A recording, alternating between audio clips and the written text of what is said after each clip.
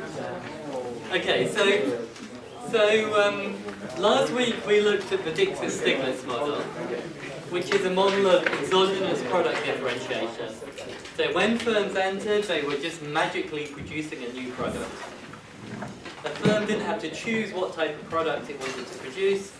Basically, any firm that entered would be producing a different product, and consumers would like that different product. Okay, so it's a bit ad hoc, if you like, and these firms can magically enter producing a different product. And it doesn't matter if there are 10 products already in the market or 100, still a new firm can produce a product that consumers value. You know, you would think if there were 20 different types of breakfast cereals already being made, then consumers aren't going to demand the 21st type of breakfast cereal very much.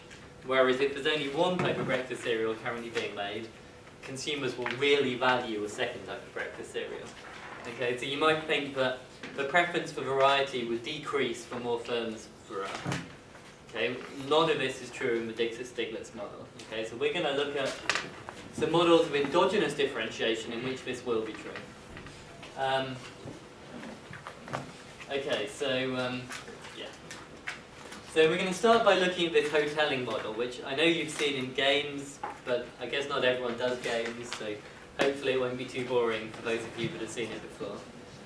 Okay, so hoteling is a guy, 1929, so it's a very old model. He's famous for two things.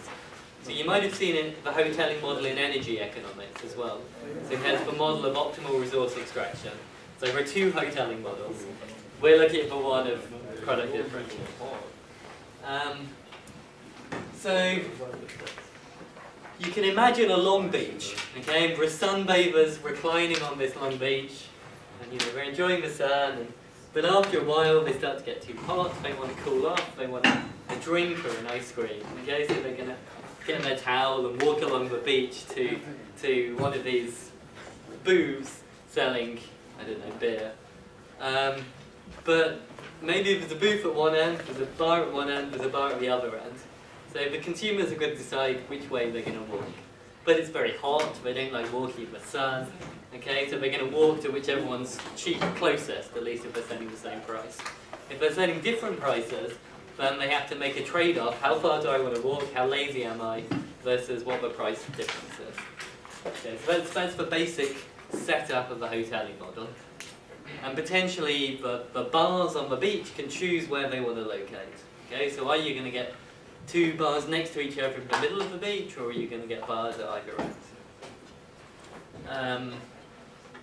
Yeah, but you shouldn't take location too literally. Okay, location is a metaphor for any kind of choice in product space. So you might have spicy versus non-spicy food. Okay, there's a continuum. If you like, some people really like spicy food, some people really don't like spicy food. Are you going to get all restaurants producing some restaurants producing really spicy food, some restaurants producing really bland food? What? Or are you going to get all restaurants producing food that's moderately spicy? Okay, so a restaurant can choose how much spice they put in their food, and that's just like choosing location. Okay, so you can think of location as a metaphor for a whole range of things. Yeah. Okay, so we're going to see two versions of the model. We're going to start with a simple version, which is the model that hoteling looked at originally, but this simple version is going to have some slightly strange properties. Okay, there was actually an error in the old hoteling paper of 1920, whatever it was. Okay, so this simple version is going to be simple if you take location as fixed. When you allow for location choice, this model is no longer going to be simple. Okay, but for now, location is going to be fixed. Okay, so there are going to be two ice cream stands or bars located at fixed points along this beach.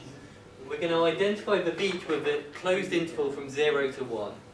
Okay, so here's our beach. It's just that 0, 1, and there's going to be one firm located here, firm A, and there's going to be another firm located there, firm B. Okay, so for now the locations are going to be fixed at the two ends of the beach. firm A is going to charge a price PA, firm B is going to charge a price PB, and that's what they're going to choose. So it's going to be price competition. The consumers, they're very hot, you know, they're very wealthy, because maybe this is a beach in Cannes or something. They're all very wealthy, they really want ice cream, they're prepared to pay however much an ice cream costs. But they're lazy because it's so hot. Okay, so if a consumer is located at a point X along the beach, so maybe X is here, X is going to be between 0 and 1, then if they decide to buy from firm A, they have to walk this way. How far do they have to walk? Well, X is the distance they have to walk. And we say that they have to pay a cost T per unit distance they walk. So their effective cost of buying from firm A is PA plus T times X. X is this distance of how far they walk. If they want to buy from firm B, then they have to walk the other way. Well, if this is X, this distance must be 1 minus X. So to buy from firm B, it's going to cost them PB plus T times 1 minus X. Okay, T is this cost of walking. So T measures how lazy they are.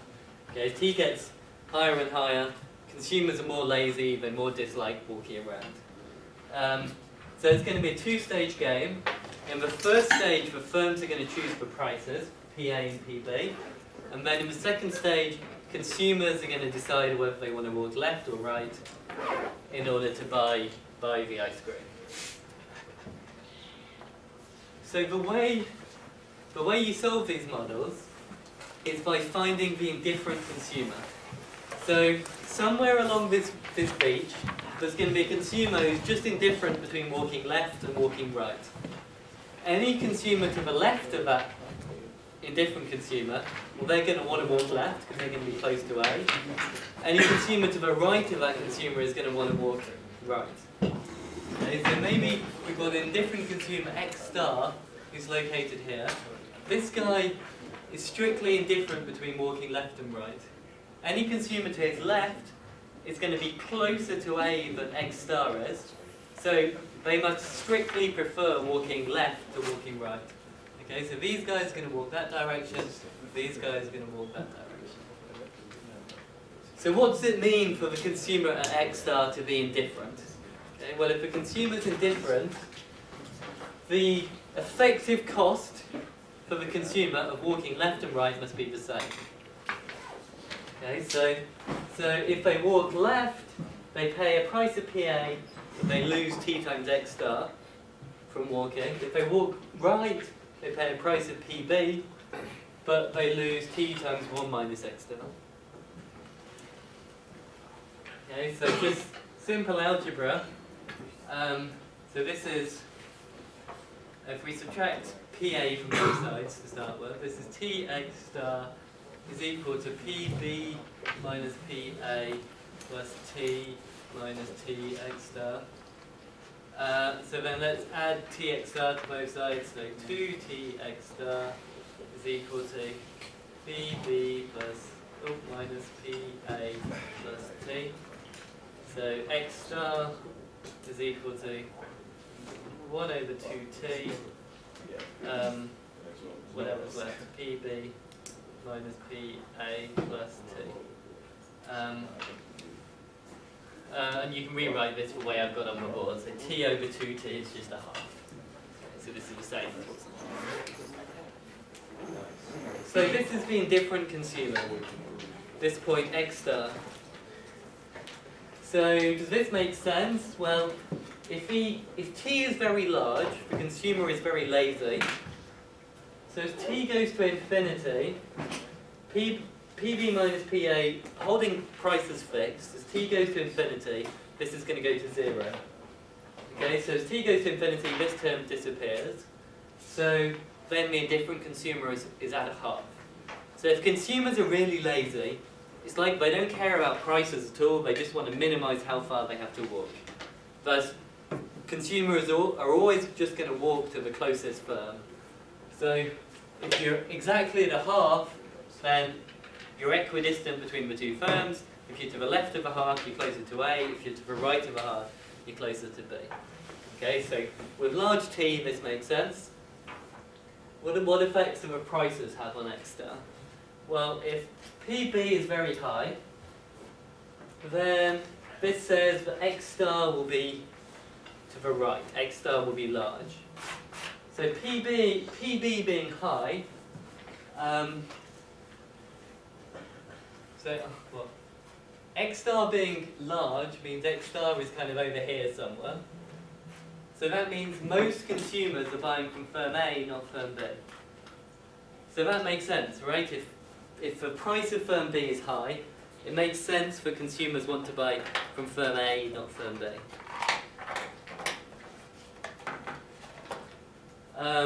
Likewise, if the price of firm A is high, then X star is going to be small. So it's a bit like the situation I've drawn here, where most consumers want to buy from B, not A. So does that make sense? Okay, so this is the second stage. We've solved it already. The second stage is just, if you're a consumer and you're located to the left of X star, then buy from firm A. If you're located to the right, then buy from firm B.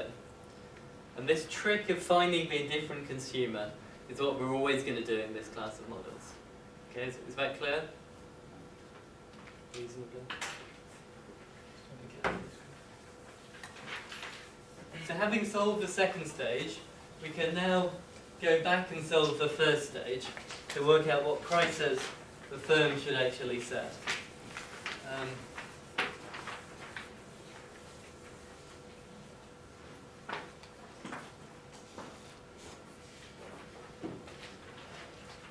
So what we have here is a bit like a demand curve. So if we, I shouldn't have rubbed this out, should I? Here's our line again. A naught B 1. Here's X star. Well, what's the demand facing firm A? How many people are buying from firm A?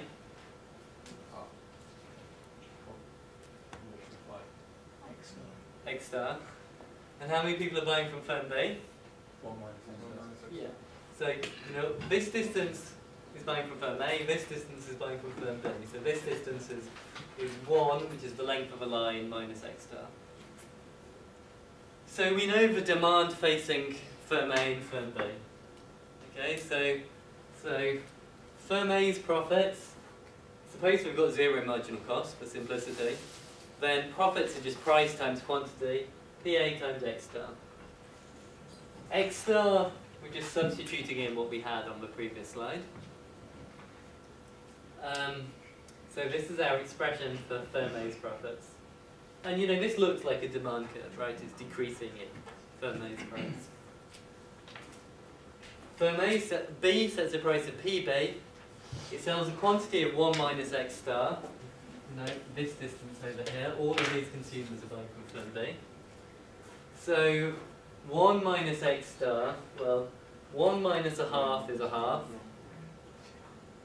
So then we have minus this, which is just swapping the signs. Okay, so this is half plus PA minus PB. So we've got 2 profit functions. We're now going to get 2 first order conditions when we maximize them. So for firm A, how have I done this? Well, let's use the product rule. Okay, so we get derivative of this times this. So here's this bracket. It's just appears there because the derivative of PA with respect to PA is just 1. And then we get this, which is PA times the derivative of this with respect to PA. PA only occurs here. Okay, so the derivative of the bracket with respect to PA is just minus 1 over 2t. So we get minus 1 over 2t times the PA, which gives us this term. So the first order condition says that this expression has to equal 0. So then it's just a matter of rearranging to get PA. And what have I done? Well, we've got minus PA over 2t here, and we've got minus PA over 2t there. So in total, we've got 2 copies of minus PA over 2t. So we've got PA over t. Okay, so PA over t is equal to half plus PB over 2T. Okay, just from taking PA over T to the right hand side. So when we multiply both sides by T, we get what we have here. PA is T over 2 plus PB over 2. Sorry. PB over T, over 2T. Over 2. Yeah, so PA over T was equal to PB over 2T. So when we multiply by T, we get PA is T over 2 plus PB over 2. Does that make sense? This is what we had on the slide. And if you look, A and B's first order conditions are perfectly symmetric. Okay, if I look at A's first order condition and I change all the A's to B's and all the B's to A's, then I get firm B's first order condition. Okay, so without doing any differentiation, you can just write by symmetry. The price charged by firm B is going to be the price charged by firm A, but just with the PA's and PB's swapped around. Okay, so PB must equal this. So these symmetry arguments help a lot in this model. Okay, if the two firms are identical and their profits are the same apart from you swap the letters A and B, then the first order conditions must be the same as well, swapping the letters A and B. So we've got these two first order conditions that must hold simultaneously. What's the easiest way to solve this? Well, we can do our trick of adding them together if we're feeling like it. So it's barely worth it. So let's just substitute in. So if we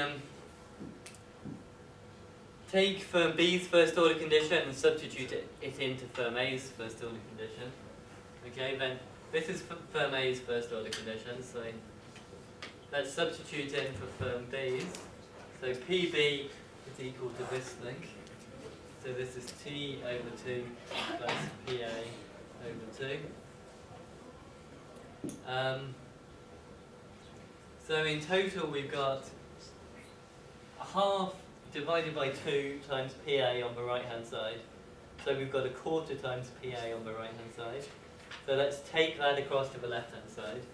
So then we have 3/4 PA is equal to whatever's left. Well, what do we have here? We've got T over 2 plus T over 2 times a half. So we've got like a half plus a quarter, which is 3/4. 3/4 T. So therefore, PA is equal to T, and by symmetry, PB is equal to T. Or just by plugging that back into the first order. So both firms set a price that's just given by this laziness factor T. So if the consumers are really lazy, then it's like demand is inelastic. Okay? If the consumers are lazy, they're going to buy from the closest firm whatever happens, so the firms might as well set a high price. Whereas if the consumers aren't lazy at all, suppose T is 0, then it just becomes like Bertrand competition. If T is 0, consumers are always going to buy from the cheapest firm, so we're getting the Bertrand competition result back, but the price has to equal marginal cost, which here is 0. Okay, so the lazier consumers are, the more monopoly power these firms effectively have. You can substitute in to work out what profit is. PB minus PA, just T minus T, so that's going to be 0. So that term drops out. So all you're left with is PA divided by 2, which is T over 2. Okay, so firms' profits are also increasing in laziness, which again makes sense. The lazier consumers are, the more firms can exploit that laziness, if you like. So, this is another case in which price competition is actually still leading to positive profits. So, if you like, P equals marginal cost for price competition is increasingly looking like a very, very special case. Okay, for these small transport costs, then you don't get P as marginal cost.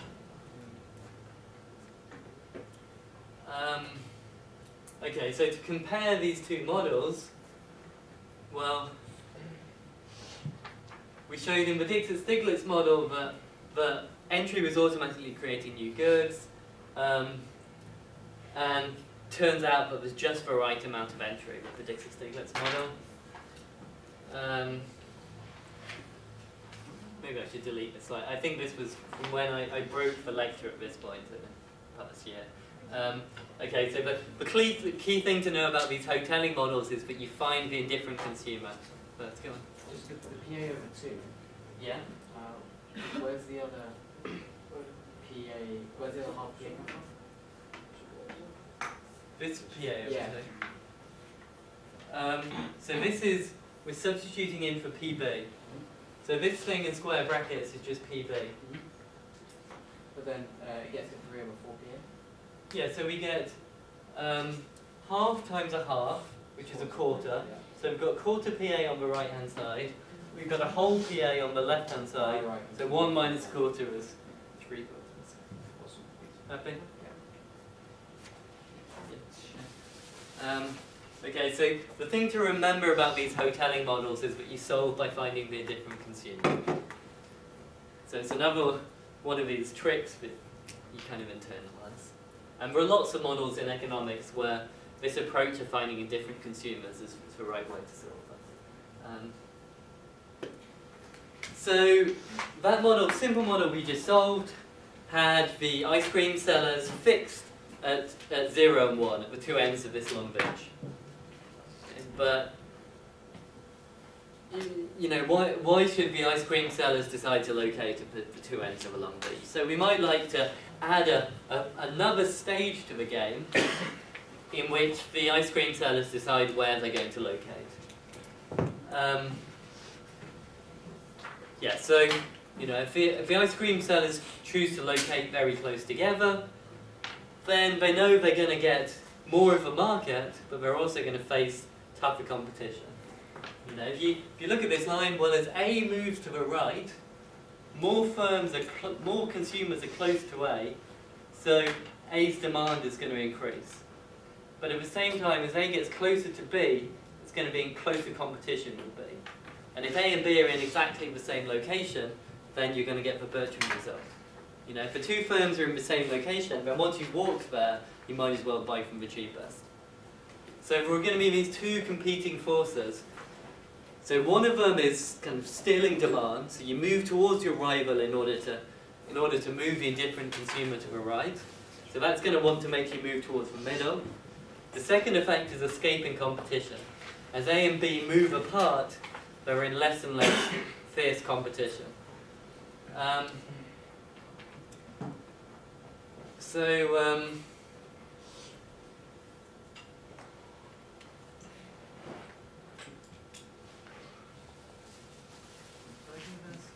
Yeah, okay, so in this model we've seen with, go on. How about if the shop was mobile? Because you get people on the... Oh, that's smart. Maybe that's the So solution. then you can like charge a high price to everyone. Whilst I guess that would be a dynamic game, moving around. Yeah. Savvy business mind. you just see it on the beach. Yeah, okay, so Hoteling in his 1929 paper, he was very happy. He thought he'd solved this model with location choice. Okay, and Hoteling's solution to the model was that the two firms should locate at the far end. In fact, in this model with linear costs, that's not true. So in the model with linear costs, the equilibrium is very messy, and you know, firms actually want to play mixed strategies kind of around here. So the model with linear costs isn't really tractable.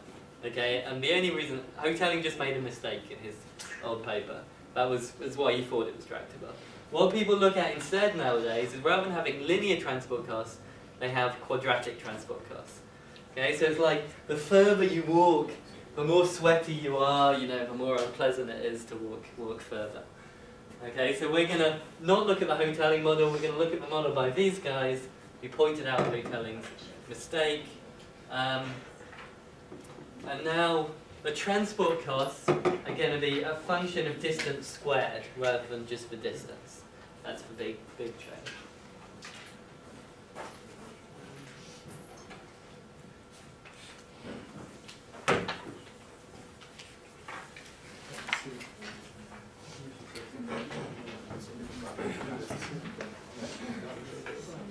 Okay, so we're going to have the same. We're going to have a very similar basic setup. Again, consumers are going to be uniformly distributed along a beach. But now, rather than locating at 0 and 1, firm A is going to locate at some point A. I'm going to do that. And firm B is going to locate at some point B. Okay, so A and B are just going to be numbers between 0 and 1. And without any loss of generality, we're going to assume that A is less than B. Okay, so A is the left-hand firm, B is the right-hand firm. Again, firm A is going to charge a price PA, firm B is going to charge a price PB. And again, consumers are prepared to pay any price for ice cream. Okay, so if a consumer is located at some point X, then how far do we have to travel to get to firm A? Well, this distance is x minus a squared. So the distance is x minus a. They pay a cost which is proportional to x minus a squared. So the distance squared. Okay, so here's the distance, x minus a. They pay a cost which is proportional to distance squared. Distance to b is b minus x. But, you know, b minus x squared is just the same as x minus b squared. So we can write it this way as well.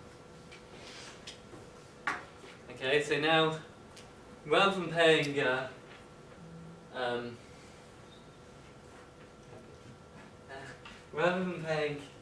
a cost that's linear in distance, firms are going to pay a cost which is quadratic in distance. Consumers, I mean. Okay, so again, T is this measure of laziness. So this chief change is that with these convex costs, consumers really dislike walking large distances. Okay? They kind of don't mind at all walking short distances, but the further they walk, the more and more painful it gets. So it's going to be a three-stage game.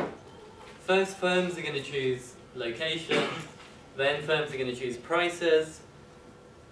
Go on. Why is it squared again? Because if it's not squared, this location choice isn't really very tractable. Okay, it's just for analytic convenience. So That's why it's squared. Yeah, just to make the model solvable easily. But you can, the intuitive explanation for it is that it kind of reflects that walking large distances is difficult. Okay, or no, this isn't really a model about walking. If you think of it about spicy foods. Okay, if you're someone who quite likes spicy foods, then maybe you'll tolerate moderately bland food, but really bland food you just find offensive and you just refuse to eat. Okay, so you know, people will tolerate small deviations from their ideal type of food, but large deviations, you know, are horrible to them and they don't want to pay anything for them. Okay. So it's not implausible, right? Okay, so we assumed A less than B. Again, there's going to be some indifferent consumer. There's going to be some point x star where the person at x star is just indifferent between buying from firm A and buying from firm B. So we can think about the costs of buying from these two firms. You can think about plotting them on a graph. Okay, so here's PA plus distance squared. Okay, if the consumer is located at A, then he doesn't have to walk anywhere at all. So he just pays the price PA. But the further you go from that point A, the higher the cost you pay. Okay, likewise, if a consumer is located at PB, then he doesn't have to pay any transport costs at all, but the further consumer has to walk, the higher the transport costs are going to be. And the indifferent consumer is just going to be the one where these two lines meet, okay, where the effective cost of buying from firm A is equal to the effective cost of buying from firm B. So what does that mean? Well, it just means that this equation has to hold. So here we have the cost of buying from firm A. So it's the PA plus the transport cost. So x minus A is the distance, x minus A squared is transport cost. Likewise, firm B, you pay PB, and then the sum.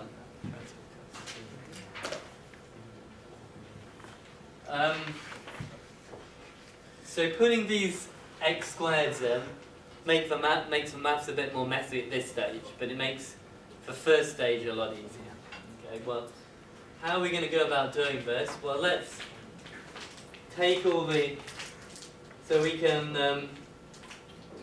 subtract PA from both sides, and then we can move this block onto that side, and then we can divide by t. Is that clear? And we get this equation here.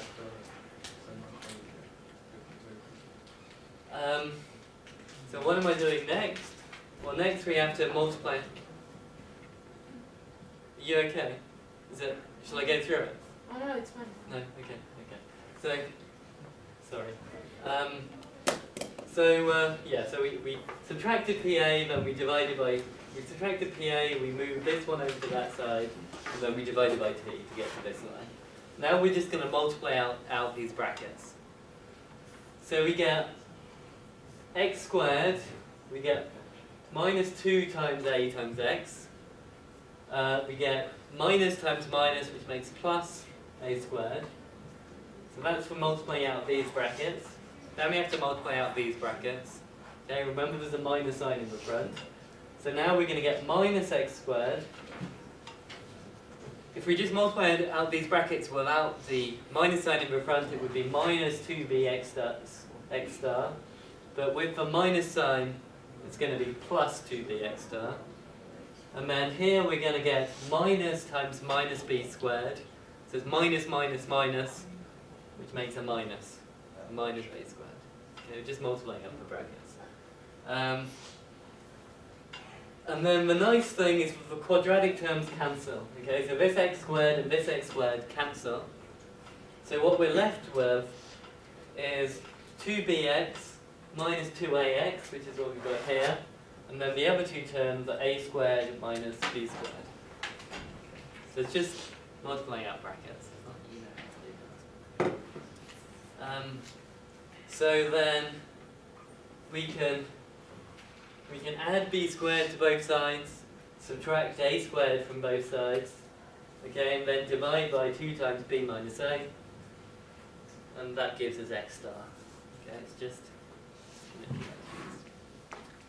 So x star is this expression. Let's multiply top and bottom by t. So then the t here is going to disappear. This is going to become t times b squared minus a squared, and we're going to get a t on the bottom.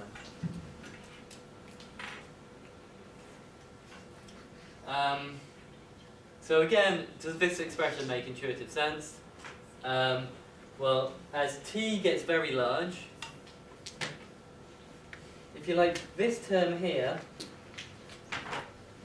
this last term, if we thought about splitting the fraction into this bit plus this bit, then as t gets large, these t's cancel out in the second term. Okay, so that second bit's always going to be there, no matter what t is. But as t gets large, this term is going to disappear. Okay, so as t gets large, we're left with b squared minus a squared divided by 2 times b minus a. Okay. Is that clear? Let me write this down. So x star is pb minus pa over 2t plus b squared minus a squared over 2b minus a. Yeah, so I've just split the fraction up and cancelled the t's on this side. So as t goes to infinity, this term is going to go to 0. We've got a t on the bottom but not on the top. So x star is going to go to this term, b squared minus a squared over 2 times b minus a. So what's this telling us? Well, so this is letting t go to infinity is making consumers really lazy. They always just want to walk to the closest firm. And this point, b squared minus a squared over 2b minus a, this is just going to be the location equally spaced between b and a. To see that, let's write this as, oh God, I should be able to do this, b minus a times b plus a. So think about multiplying out these brackets. We get b squared, then we get plus ba, then we get minus ba, then we get minus a squared. So the plus ba and the minus ba cancel out. So this thing is equal to this thing over 2b minus a. Okay, so we've got b minus a on the top and bottom. So this is just a plus b over 2. That makes more sense, doesn't it? So a plus b over 2 is the point halfway between a and b. So as t goes to infinity, the indifferent consumer moves to the point halfway between the 2 points. Okay, so if consumers are really lazy, they just walk to the closest firm. That's what it's saying. Or if people really dislike their non-preferred level of spiciness, then they go to the restaurant that's closest to their preferred level of spiciness. So that makes sense. Likewise, just as before, as PB increases, X star moves to the right. Okay, so PB increasing means more consumers are buying from firm A. As PA increases, X star moves to the left, so more consumers are buying from firm B. These implications seem sensible. So again, now we know X star, we know the demand that both firms face. Okay, firm A faces the demand, all these people to the left of X star, firm B faces all the people to the right of X star.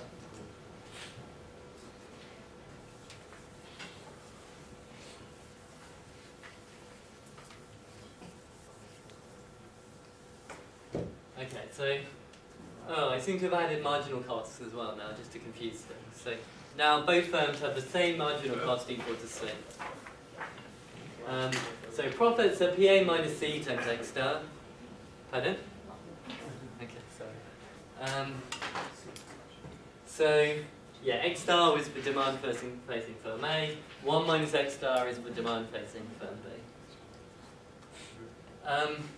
And just, you know, these first order conditions are going to get a bit messy, so let's pre-calculate one of the derivatives just to make our life easier in future. Okay.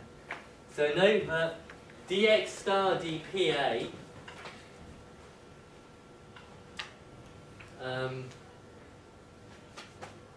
I see, okay, so x star is this expression. So dx star dpa, well pa only occurs here, so dx star dpa is just minus 1 over 2 times b minus a. Likewise, dx star dpb is 1 over 2t b minus a. Okay, so that's what we've got here. Okay, we're going to be using the chain rule later on, but we're just pre-calculating these to make our life easier. Or the product, yeah, the chain rule. So, firm A's first order condition is going to say, well, the derivative of this with respect to PA has to be equal to 0. So how are we going to do this? Well, we get the derivative of this expression times x star. Okay, well, the derivative of this expression with respect to PA is just 1. So this is just going to give us x star. So here, this thing in brackets, this fraction here is x star. Just put x star in there. And then we get this thing in brackets, PA minus C, times the derivative of x star. Derivative of x star we just wrote down. It's this thing here. So that gives us PA minus C times what we had before. Okay, so this is the first order condition for firm A. And then it's just a matter of rearranging to solve for PA. So we've got a PA over 2, we've got a minus PA over 2TB minus A here. We've got a minus PA over 2TB minus A here. So in total we've got PA over T times B minus A. So PA over 2, no, over T, sorry. PA over T B minus A is equal to everything else, not the PAs. So we've got PB minus C plus T times B squared minus A squared, all divided by 2T B minus A. Does that make sense? No. No? Have I made a mistake? No, I'm just not following that, sorry. Okay. Have a nap. I would like a nap. Okay, so if we multiply both sides by T times B minus A, so PA is equal to PB minus C plus TB squared minus A squared all over 2. Is that what I've got on the board? Oh no, but that's C. Oh sorry, minus should be a plus C. That's a plus. Sorry. Happy? Okay, so it's just tedious algebra, you know, there's our expression for PA. Does it make some intuitive sense? Let's look at that at least to try and wake people up and try and brag. As marginal costs increase, peak price increases. That makes sense, okay? If your marginal costs are high, you certainly want to have a high price. If the other person is charging a high price, you might as well charge a high price. So, in Corno competition, remember in Corno competition, if you look at the reaction function, if the other person is producing a large quantity, you want to produce a small quantity. So Corno competition we call strategic substitutes, because if the other person's doing lots of the action, you want to do not very much. This is strategic complements, because if the other person is setting a high price, you might as well set a high price. Okay, it's also increasing in T. If people are lazy, you can get more out of them. And it's increasing in the distance between A and B. Okay, if A and B are far apart, then there's less intense competition, so you can get away with setting a high price. Okay, you're not being undercut effectively. And now, firm A and B are no longer symmetric, really, because there are these arbitrary locations A and B. So you can't just swap the A's and B's in this expression. But if you do the algebra for firm B, this is what you get. Okay, and just to check that you can do this algebra, it's worth doing it as an exercise. Okay, so the font has got very small on this slide, which means we must be doing something horrible. So we've got this expression for PA, we've got this expression for PB. We just have to see where the two lines cross. Okay, so it's just solving a pair of linear equations, but it's a bit messy because they're a bit messy. So let's take the expression for PA. You see that PB enters here, so let's just plug in PB where it enters. So here's PB plugged into the expression for PA. And then we can go through and we can collect all the terms. So we've got a C here, we've got a C over 2, and then we've got a C over 2 over 2, so C over 4. So half plus a quarter is 3/4 C. We've got 2 over 2 T times B minus A, so that's T times B minus A.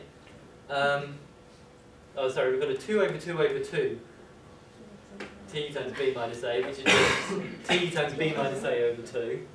And then we've got a T times B minus A over 2. So the two things add together to get just a T times... What? Where have I gone wrong? Oh, that's different. Okay, yeah, so we only have this one. So we've got 2 divided by 2 divided by 2, which is just a half. half t times b minus a. I'm going blind.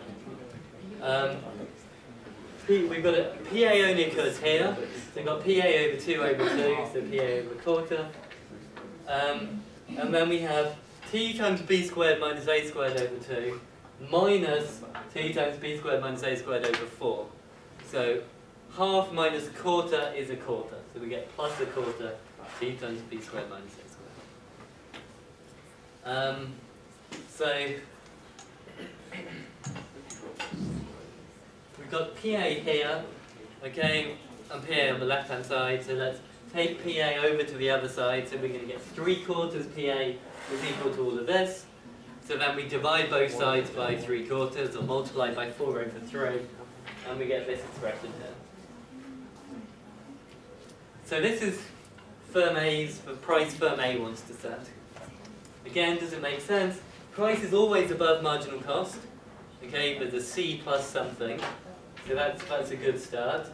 Price is increasing in the distance between the 2 points because of its escape from competition effect. And it's also increasing in the square distance between the 2 points. Again, it's the same effect. So this is what you get when you do it for firm A. You can do the same thing for firm B. Okay, and you get another equation for firm B, which is just similar. Yeah, so firms are always pricing above marginal cost, and price is increasing distance apart. It's also increasing in how lazy the consumers are. It's maybe not completely obvious here, but remember that let's just write PB a different way. So PB is equal to C plus 4/3 T times B minus A minus 1/3 T times B minus A B plus A. Okay, we're using that fact that B squared minus A squared is just B minus A times B plus A. So this is C plus 4/3, well, let's say C plus 1/3 square brackets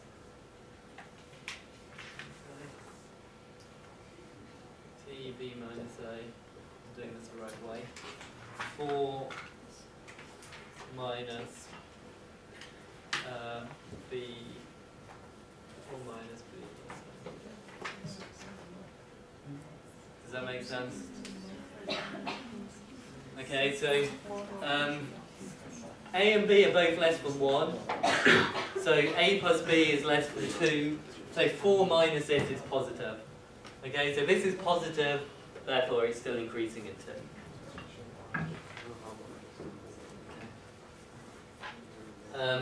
Okay, so lazy consumers mean prices are high. So we solved the third and the second stage. You know, again, we always solve backwards, so now we're going to solve the first stage. Okay, so where are these firms going to decide to locate?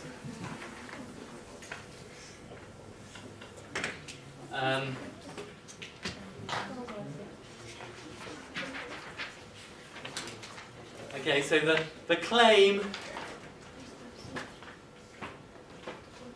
Oh, we're not even going to prove it. I'm being nice to you, clearly. I forgot that I wasn't proving it. Okay, so the claim is that the equilibrium has the two firms locating as far apart as possible, and both firms pricing at C plus T. Okay, so if you have B is 1 and A is 0, then B minus A is 1, B squared minus A is 1. So this is 2/3 plus 1/3. So this is just C plus T. Likewise, here we have 4/3 minus 1/3. Okay, so 1 times T. So if the two firms locate at the extremes, then prices are C plus T in both cases.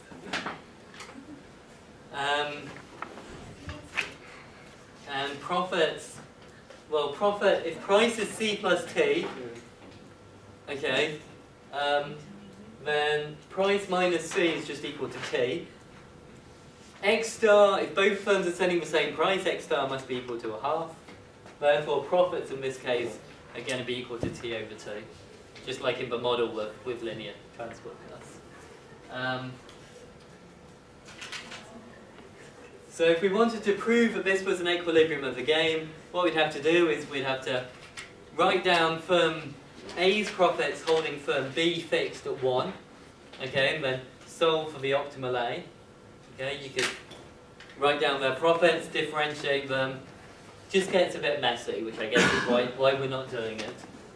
Okay, and if you did all the lots of TGS algebra, this is what you'd find, okay, that the two firms want to price as far apart as possible. And the interesting is just what I said before, there are these two effects of moving closer together. As you move closer together, you still demand from the other person, but you're also in more intense competition with them. The effect which dominates is a function of the steepness of these transport costs of consumers. So, in this case, firms want to be as far apart as possible, so the effect that's dominating is the escape from competition one. When firms move slightly closer together, you know, if you like, if a firm gets a bit closer by moves delta closer to their rival, then their demand is going to increase by delta squared because of the quadratic cost. Okay, so it's going to have a second order effect on the amount of profits they make moving closer together. Whereas moving further apart is going to have a first order effect on the intensity of competition. So what happens with linear transport costs was that, you know, if the two firms were located at 0 and 1, then both firms would want to move closer together. Okay, so when the firms are far apart, the first effect dominates. So that firms want to claim a bit of extra demand by moving closer together. But with linear transport costs, once firms are sufficiently close together, then the second effect starts to dominate. Okay, and it turns out there's no pure strategy equilibrium.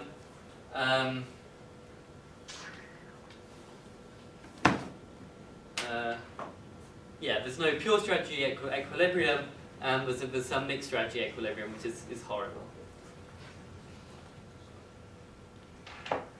Okay, so does this apply to the real world? We'll just talk about this and have a break. Well, if we think about this axis as being spiciness, then maybe we do see firms wanting to be as far apart as possible. Okay, you get kind of bland Italian restaurants which do reliable if uninteresting food, and then you get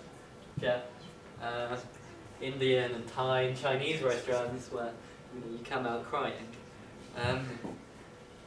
So firms seem to move apart in that direction. So maybe, you know, maybe people who like spicy food, their preference is such that they really dislike non-spicy food. But we don't see firms locating at the opposite ends of a high street.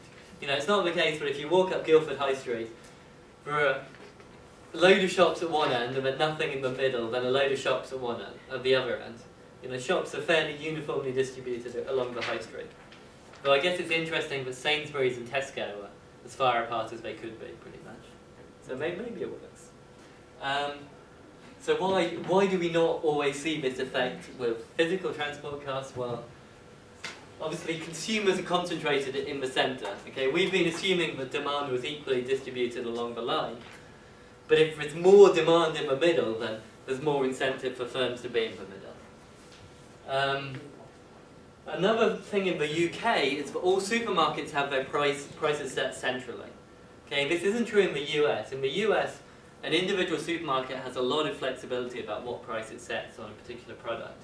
But in the UK, doesn't matter where you are, if you go into a Sainsbury's, it will be selling a loaf of Hovis wholemeal for the same price, wherever you are. Okay, so the price is set centrally. So if you're the firm, you're the manager of the firm, you want to choose where to locate, you know that your price is fixed. Well, given your price is fixed, you want to be as close to the centre as possible in order to maximise demand. Okay, there's no price competition there because the price has been fixed by someone externally. So holding prices fixed, you want to be as close together as possible. Yeah, and there's an exercise here to verify that that's indeed the case. You looking puzzled? Yeah, because the Tesco in Hammond is cheaper than the Tesco here. Really?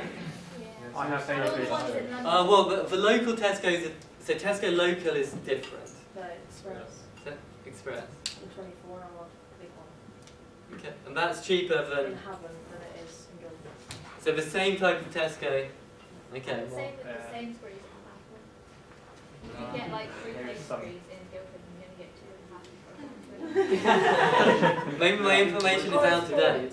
I think there's some discretion over special offers. That's what I was aware of. But they have some discretion over special offers. But the basic price ought to be the same. But Argos will be the same price. yeah, Argos is certainly the same price. That's a good example. What you find a lot with Sainsbury's and Tesco is that the Sainsbury's and Tesco in rich areas, they just don't stock the cheap version of products. Okay, so they sell products at the same prices, but they're selective about what they stock. Okay, so rather than selling the big boxes of dishwasher tablets, they sell those tiny boxes where you're paying about £1 for each dishwasher load. I'm not bitter.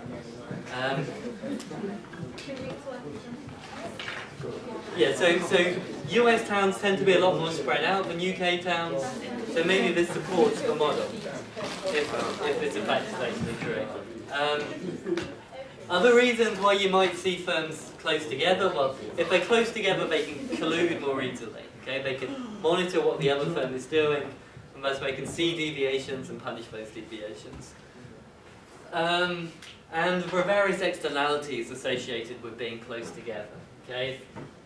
So there are lots of computer games companies in Guildford. Guildford is an unlikely place, a priori, to have a computer games company. But what happens is, well, you know, one guy in his bedroom starts a computer games company. Then he hires some programmers. Eventually those programmers get fired. They want somewhere else to work. Well, they're going to start another computer games company. And you know, eventually you have 5 different computer games companies in Guildford. And it makes all of their lives easier because they know they've got a pool of programmers there who they can hire at short notice. So if firms are close together, then labour might be cheaper. So marginal costs might be decreasing the closer firms are together. And yeah, consumers are going to save on search costs if firms are close together. If consumers are saving, that means they've got more to spend, so maybe total demand is higher if firms are closer together. So as ever, the world is a bit more complicated than we'd like it. I'd better take a break there.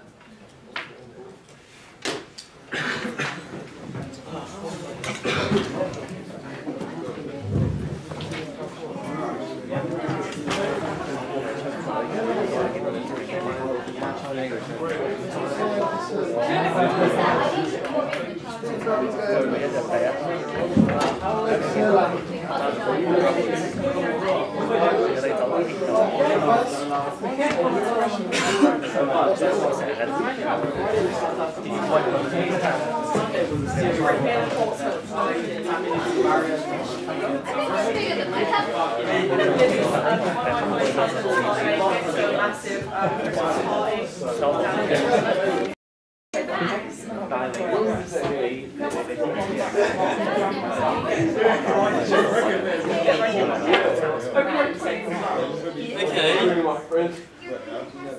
So let's have a think about social welfare in this model.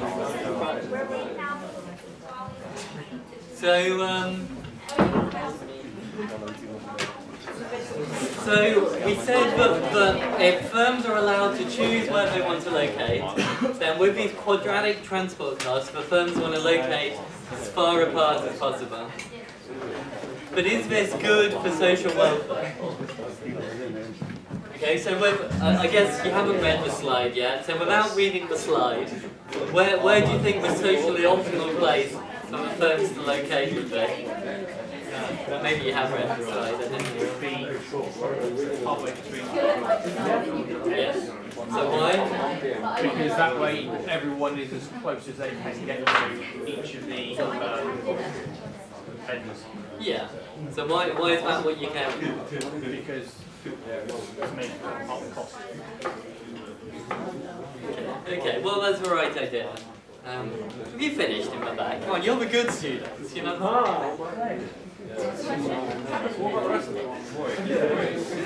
It's always the good ones who are the troublemakers.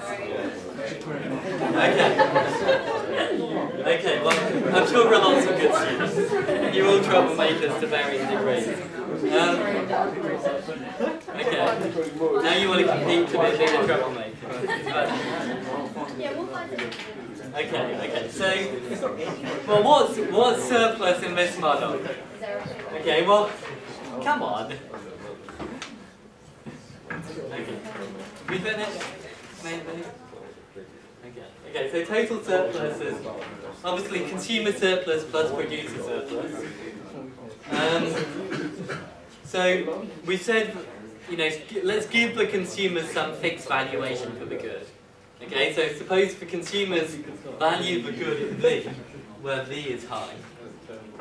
Okay, then the consumer surplus from buying the good is, from firm A, say, is V minus PA minus TX minus A squared. Okay, this is minus their effective cost. The consumer surplus is the valuation minus their effective cost. Okay, we've been doing everything in terms of cost minimization, but we could as well have done it in terms of value maximization.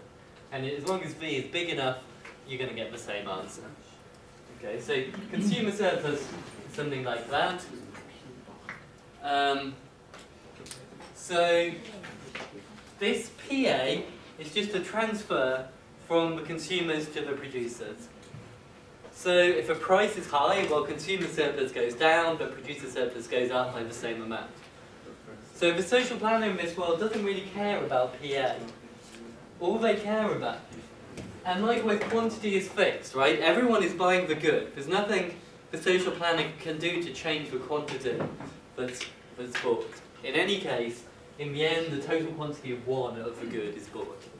So quantity is fixed. Price is just a transfer, so it just goes from consumers to producers. So if the social planner cares about consumer surplus plus producer surplus, the only term left to care about is this one, the transport cost. Okay, so the social planner would just like to choose the locations to minimize the transport cost. So where should A and B be to minimize the transport cost? Well, if this is 0 and this is 1, then clearly the indifferent consumer has to be at a half. You know, everything's symmetric, so the solution has to have the indifferent consumer at a half. So here's X star. So you want to minimize the transport costs of people who are walking to these firms. Okay, so given all of these guys are going to walk to firm A, where do we want to put firm A in order to minimize transport costs? Well, in the middle of this interval. So firm A should be there, and firm B should be here. Okay, so firm A is at a quarter, firm B is at 3/4. So this means that no consumer has to walk further than the distance of 1/4. So, relative to the social optimum, these ice cream firms or restaurants, they're locating too far apart. Okay, so a government would like to pay firms to locate closer together.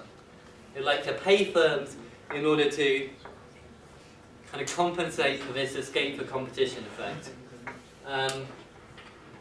You know, I guess the intuition is that when firms move further apart in order to escape competition, they're not internalizing their effects on these transport costs. Okay, as far as the firm is concerned, it doesn't care about transport costs, it only cares about its demand. So as the firm moves further apart, it increases its profits, but it imposes an externality on the consumers because of the transport costs.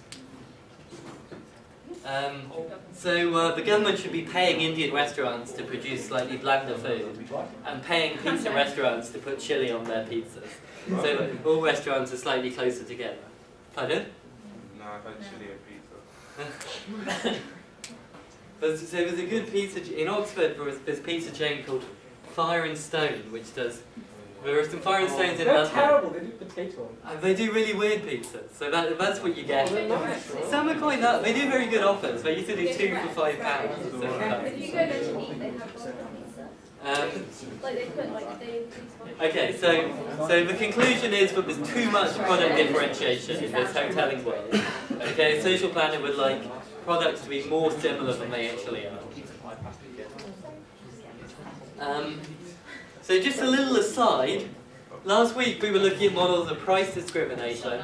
And remember I promised there would be two cases when price discrimination wouldn't increase profits. One was durable goods, which we saw last week. This is the other case, when you're in a hoteling world. So, you know, imagine we've got these two ice cream firms at either end of the beach, and the further you walk, the more and more sweaty you get. Okay, so someone who's walked a long distance, the firm is going to be able to see the sweat on them. It's a bit disgusting, sorry. They're going to be able to see how far you've walked. Okay, I don't know, you're sweaty or you're muddy or whatever. You've got sand on your sandals. Okay, if you walked a long distance, the firm can see that you've walked a long distance. Or, you know, in a more metaphoric example, in the restaurant example, what would this mean? Well, this would mean. So we've got certain demographics. Yeah, so yeah, you might be right, but based on certain demographic characteristics, the firm can anticipate how much you like spicy food. I think that's acceptable. You know, on average, you know, I'm not saying.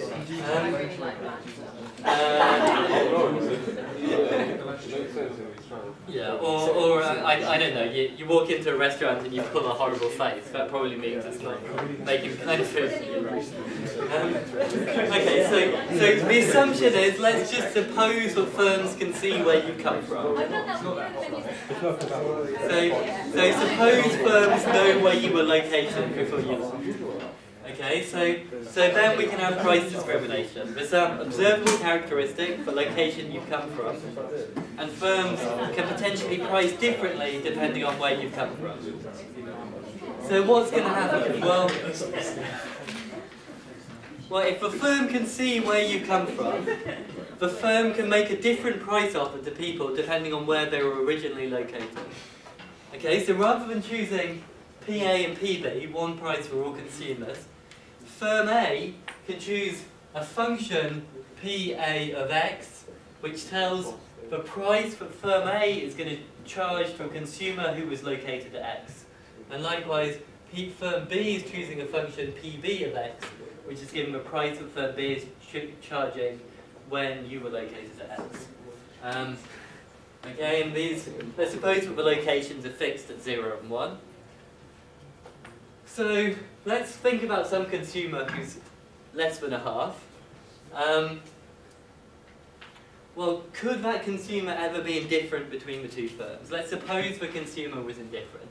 That was what we were doing before, right? We were always solving for the indifferent consumer first. So suppose there is an indifferent consumer.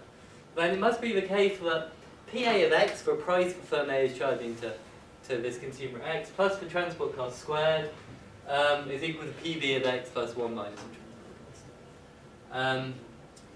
So as X is less than a half,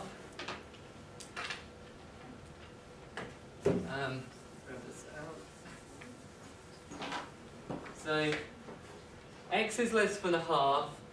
Well, let's rearrange the equation first. So this says that PA of X equals PB of X plus T times 1 minus X all squared minus T times X squared. And let's multiply out the brackets. That's PB of X plus T minus 2TX. And then we get a minus TX squared plus T. Sorry, we get a plus TX squared minus TX squared, they cancel out. So if X is less than half, then 2 times X is less than 1. So 2TX is less than T. Okay, so this term is positive. Does that make sense? We'll do it in steps. So X is less than a half. Well, that means that 2TX, just multiplying both sides by 2t, is less than 2t divided by 2, which is t. It's the same thing. Okay, so if we subtract this from both sides, naught is less than t minus 2tx. Okay, so this thing is positive, so PA is strictly bigger than PB. So if this consumer was indifferent, then the firm A must be charging that consumer a higher price than firm B. But if firm B is charging a positive price, then firm B could increase their profits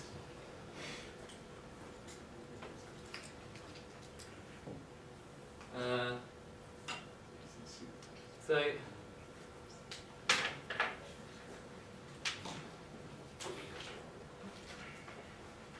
cutting their price. Okay, right. So suppose firm B's price was positive. Then if firm B just slightly cut their price, they would steal the market for all consumers who come from this location X. Okay, so firm B could increase their profits by just marginally cutting PB if there was an indifferent consumer. If PB of X was already equal to 0, then firm B can't cut their price anymore. But then firm A knows that if they cut their price slightly, then they could steal the whole market. Okay, if PB can't reduce its price anymore, then certainly firm A can reduce its price. So, in either case, in equilibrium, we can't have that there's an indifferent consumer. You know, in equilibrium, no firm wants to deviate, right? So we said, suppose there was an equilibrium in which there was an indifferent consumer, then we kind of showed a contradiction. We showed that that led to one firm wanting to deviate. So what we have to conclude is that there's no equilibrium in which there's an indifferent consumer. So what happens is that there's, for any firm less than for any consumer less than a half, firm B is going to be charging a 0 price. So it's like, rather than having one market for all consumers, we now have a separate market at every location. Okay, and standard Bertrand competition implies that price is driven down in each location. So price is driven down as far as it can be.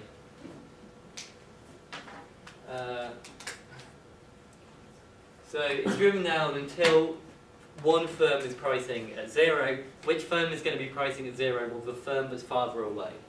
Okay, so if here's our line from 0 to 1, here's a half. In this interval from 0 to a half, firm B over here is going to be pricing at 0. In this interval, firm A is going to be pricing at 0. Okay, and then in this interval where firm B is pricing at 0, firm A is going to choose as high a price as possible, such that firms just strictly prefer to buy from firm A rather than firm B. Okay, so all the consumers here buy from firm A, all the consumers there buy from firm B, but they're kind of almost indifferent between buying the two from each firm at every point. So if PBX is 0 for x less than a half, then just kind of plugging into this expression, so this is 0, so PA of x is you know, this is what we did on the board, so it's just less than t times 1 minus 2x. Okay, it's just like 1 penny less than t times 1 minus 2x. Yeah, and likewise for firm B, you know, you can solve for the same and different price. So this is what I've said. So what are profits now? Well, okay, this is when things get a bit messy.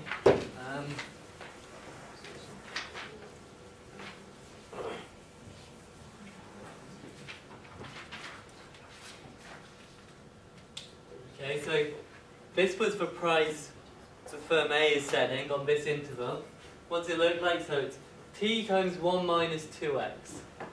So when x is 0, this is t. When x is a half, this is 0. Okay, so it's a line that's going from t down to 0. So if we draw it on this graph, it looks something like this. Okay? So this point here is t. So this is the price that firm A is charging to consumers as a function of where they're located. What are profits going to be? Well, profits are just the area of this triangle. Okay, they're selling to all of these consumers, so they make all of this profit. So this is a half, this is T, so the area of the triangle is half base times height, so it's T divided by 4. Okay? Before, firms were making profits of T over 2, so here price discrimination has halved profits. Profits are lower with price discrimination than they would be otherwise. Is that a factorial or is it just an exclamation mark? It's an exclamation. Okay. It's unlikely to be a factorial.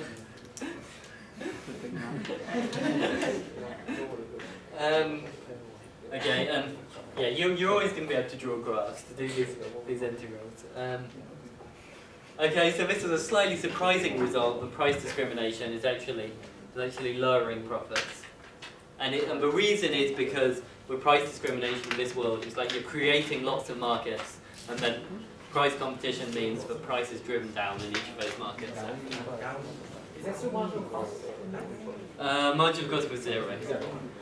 I must have said it on one of the slides at some point, but I don't know if so.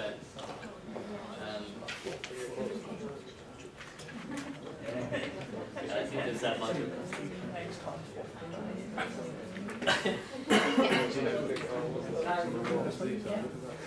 Because otherwise prices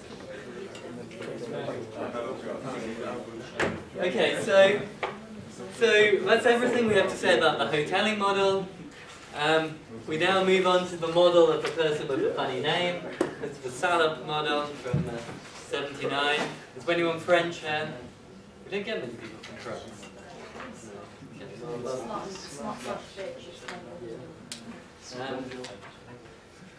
Poor guy.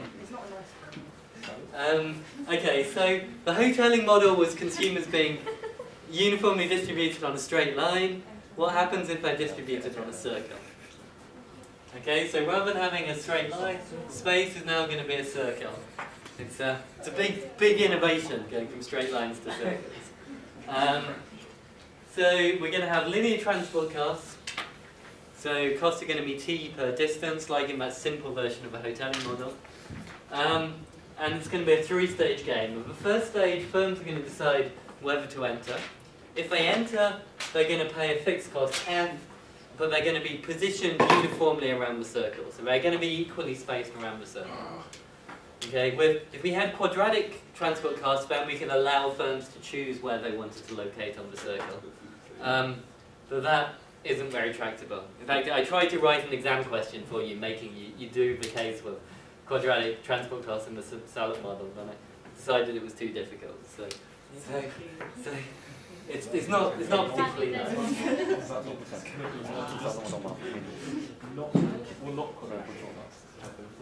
I can't remember. Let's this way. I hope I understood. Okay, so firms enter. They're exogenally positioned around the circle. Okay, so if 3 firms entered, 1 is going to be here, 1 is going to be here, 1 is going to be here. Okay, if 6 firms enter, they're going to be like that. You know, they're equally spaced. And we're going to say that the diameter of a circle is 1. Okay, I guess if you're really obsessive compulsive, you can work out what radius. No, the circumference. I mean, the circumference is 1. Okay, so the radius is, I don't know, that divided by 2 pi or something. So if the circumference is 1, then this distance is 1 over n. Okay, each firm is 1 over n from its neighbours. And then firms are going to choose prices, and consumers are going to choose which firm to buy from. Okay, consumers are located around the circle. 0 marginal cost. I remembered to say it. Okay, so to solve this model, we're going to exploit symmetry quite heavily. Okay, when we solve a hoteling model, we solve separately for PA and PB. Now we're just going to suppose that every firm, apart from 1, is setting a price of P star. and we're just going to solve for the price of the remaining firm. And then because of symmetry, we know that the price that that remaining firm wants to set must be the price that all of the other firms want to set. Okay, so let's imagine that this firm is setting a price P star, this firm is setting a price P star, this firm is setting a price P star, etc., etc. But this firm is setting a price P. And we want to know what price that firm should set, given that all of the other firms are setting some price P star. So if we look at this firm, well, it has two neighbours. Okay, there's a neighbour on the left-hand side, a neighbour on the right-hand side, or clockwise and anti-clockwise. So because this firm is setting the same price as that firm, the distance to the indifferent consumer clockwise is going to be the same as the difference to the indifferent consumer anti-clockwise. Okay, so let's measure this distance as x star, and you didn't see this in games as well, did you? Yeah.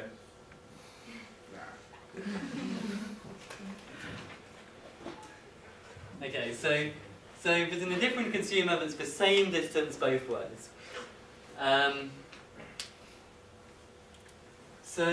Well, with linear transport costs, where's that indifferent consumer going to be located? Well, if you buy from this firm at the top with price P, then if you're located there and you have to walk a distance of x star, if transport costs are linear, that's going to cost you t times x star. Okay, so in total you'll pay p plus t times x star. If you walk the other way, well, you have to walk this distance. Okay, remember that we said that this total distance was 1 over n, if we're n firms around the circle. So this distance here is 1 over n minus x star. Okay, so here's 1 over n minus x star. That's the difference you have to walk if you buy from this firm or that firm. And yeah, t is the cost of walking again. Does that make sense? So for n firms around the circle, we said the circumference of the circle was 1. So this distance, this distance, this distance, all these distances must be 1 over n. Okay, so if this distance is 1 over n, this distance is x star, then this distance is 1 over n minus x star. So that's why we have 1 over n minus x star. So then, well, we've got a tx star here, we've got a minus tx star there. So we've got, in total, taking this over to that side, we've got 2 tx star. We've got a p star minus p. So just dividing through, rearranging, this is what we get for x star.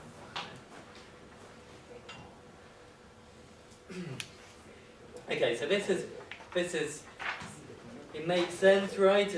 As t goes to infinity, so consumers are really lazy, this term disappears again, we're left with 1 over 2n. Okay, 1 over 2n is halfway between the two firms. So then what are the firm's profits? Well, remember that this firm is selling on both sides. It's selling to consumers clockwise and anti-clockwise from it. So it sells x star consumers that way, x star consumers that way. So total demand is going to be 2x star. Sets a price of p, so profits are 2x star p, for no marginal cost. Okay, so just substituting in for x star, this is what profits are. And, well, we're going to use the product rule to differentiate to get this again. Okay, so we get the derivative, we get the derivative of this times that, which gives us these two terms there. And then we get p times the derivative of this, which is just minus 1 over t. Okay, so we get minus p over t in the first order condition. Okay, so this is the first order condition that's determining the price that this firm here would like to set. But everything is symmetric, everything's round the circle. We know in equilibrium all firms must set the same price. So in equilibrium, p is equal to p star. So let's just plug in p is equal to p star to this expression. Then this term drops out, and we're left with 1 over n is p over t. So p is equal to t over n. Yeah, p star is equal to t over n. Okay, so this is the equilibrium price in this model. It's not so difficult. So again, if we're lots of firms, then on average firms are close together, so there's more competition, so firms have to set a lower price. If consumers are lazy though, firms can generally get away with setting a high price because consumers don't want to work. It's like making demand inelastic. So if this is the price that each firm is setting, what are profits? Well, we said profits were 2x star p. With p star equal to p, then this term drops out from profits. So profits are p over n, but p is equal to t over n. So profits are t over n squared. Yeah, t over n squared. Oh, that's what yeah. Okay, so each firm is making profits of t over n squared. So we allow for free entry, just the same way we did in the Corno model, the Dixon-Stiglitz model. Firms are going to carry on entering until the cost of entry is equal to the post-entry profits. Okay, so until f is equal to t over n squared. So, multiplying by n squared, dividing by n, and then taking the square root, this gives that n is equal to the square root of t over f. So if n is the square root of t over f, we know that p is t over n. So p, or p star, is t over the square root of t over f. Okay, so division on the bottom is like multiplication on the top. So this is t divided by square root t all times square root f. T divided by square root t is just square root t. So this is square root t times square root f. Which is hopefully what I've got written. Yeah, square root t. Oh, sorry, shall I write it? Oh, no, it's alright. You okay? Yeah. I can write it again. So it's actually quite a simple model, this one, if you don't allow for location choice. And again, we're interested in knowing whether there's too much entry or too little entry, okay? Whether too many different varieties created or too few. So this is a good model of breakfast cereals, isn't it? If you think consumers have some preference over different degrees of sugar and healthiness and honeyness and crunchiness, located around the circle, how many different breakfast cereals should enter? So surplus is pretty similar. Again, price is just a transfer. So if the price is high, it doesn't change demand. The only effect is just transferring from consumer surplus to producer surplus. So what the social planner wants to do is to minimise total transport costs.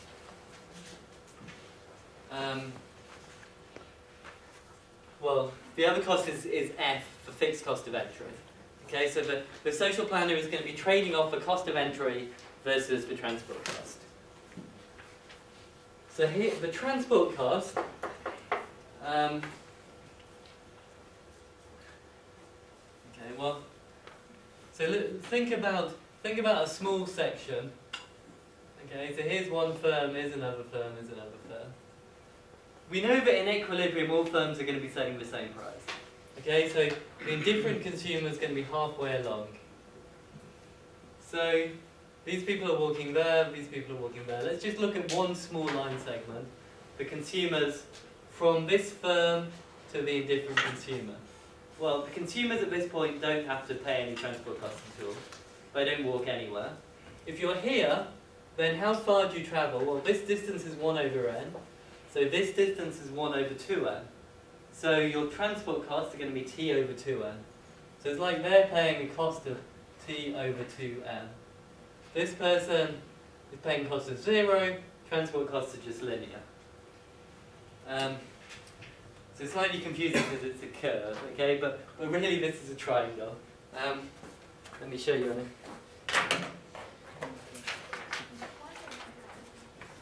Here's our circle, and the graph I want to draw is here's our circle, okay? We've got a firm here and a firm there, and we're thinking about, firm here indifferent consumer there, firm there, and we're thinking about a triangle that looks like, have I done this wrong already? So the other side. Okay.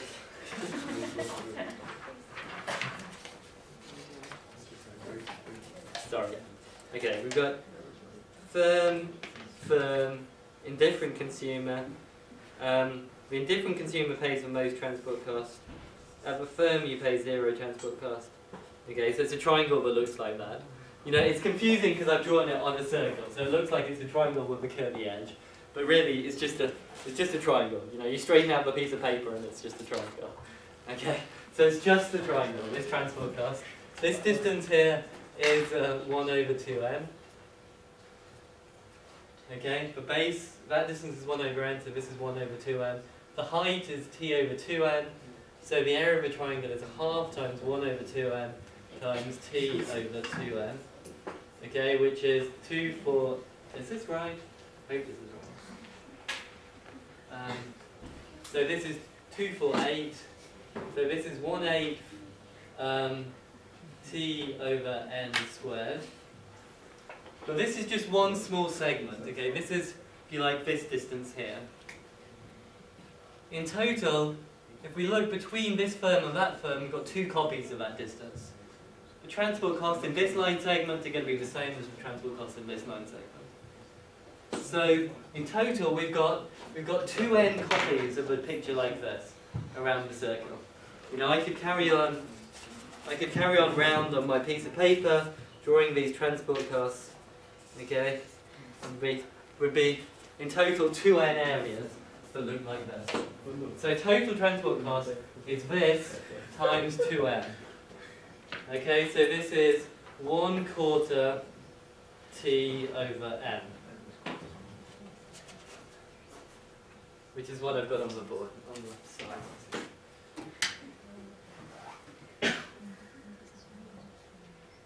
Sorry.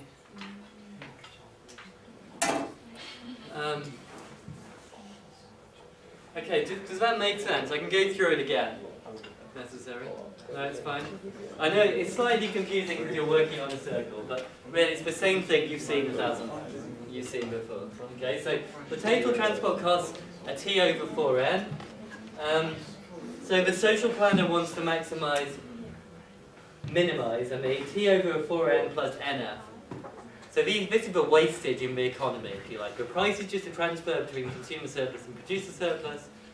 What's left is the transport cost and the entry cost, both of which are just pure waste. You know, they don't contribute in any way. So the social plan is minimizing this expression. Derivative of it by choosing n. Derivative of this with respect to n is minus t over 4n squared, because 1 over n goes to minus 1 over n squared.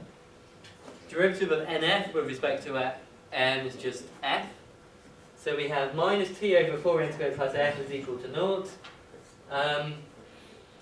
So if we add this to that side, and then we multiply it by 4n squared, okay, 4fn squared must be equal to t. So dividing through by 4f, we have the number of firms the social planner would like to enter is half of the square root of t over f. Okay, so with free entry of firms under laissez-faire, letting firms decide how many should enter, we had square root t over f firms entering. If the social planner could decide how many firms entered, we'd have half of that number. Okay, so the social planner thinks too many firms enter, which is maybe slightly surprising. You know, because these firms aren't internalizing, they're not internalizing the transport costs, their reduction in transport costs. So maybe this is a slightly surprising result. What's going on is that firms also don't internalize the impact they have on the price, on demand, I should say. So when another firm enters, it pushes down the price of all other firms, okay, and because the entering firm doesn't internalize that, it means they kind of have too much incentive to enter. Okay, so as in Corno, the business stealing effect is dominating this non-appropriability of social surplus effect, the love of variety one. How do I put my clicker? Crazy. How much have we got? Okay, let's call it a day. Okay, so we'll do the last few things next week. You don't need Liz to do the questions. No. Okay, I'll email the test questions. Yeah, this weekend. Is it hard? You've got a good week to do it, which is what I normally get.